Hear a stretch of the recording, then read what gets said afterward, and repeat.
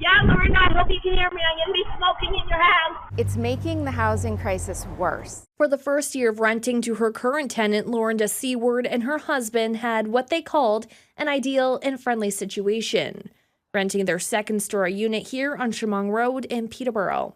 But she says the last 10 months have turned into a nightmare. September of 2023, she was involved with an altercation with one of her guests that saw her removed from the property by the police, and she just stopped paying rent at that time. Seward has attempted to remove her current tenant from their home, but the tenant quickly filed a stay of eviction.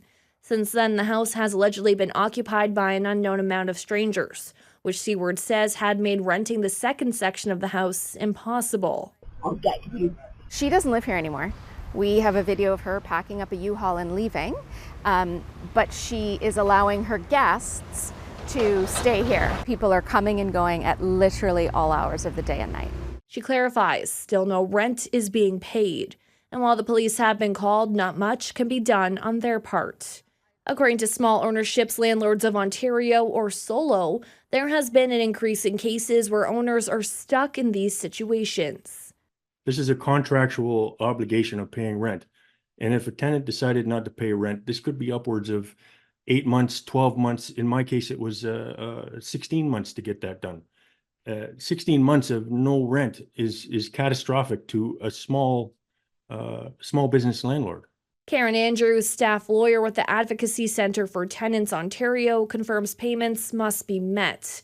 But there is more happening behind the scenes that needs to be addressed. So this is just creating an incredible amount of pressure on the system, and we see it everywhere in terms of people who are paying too much rent, the numbers of people being evicted for arrears of rent, increases in shelter use, and the homelessness that we see. We have a big housing crisis in this country and in this province. As for Seward, the desire to continue renting is fading away. I have a beautiful 4-bedroom home here with a private fenced backyard.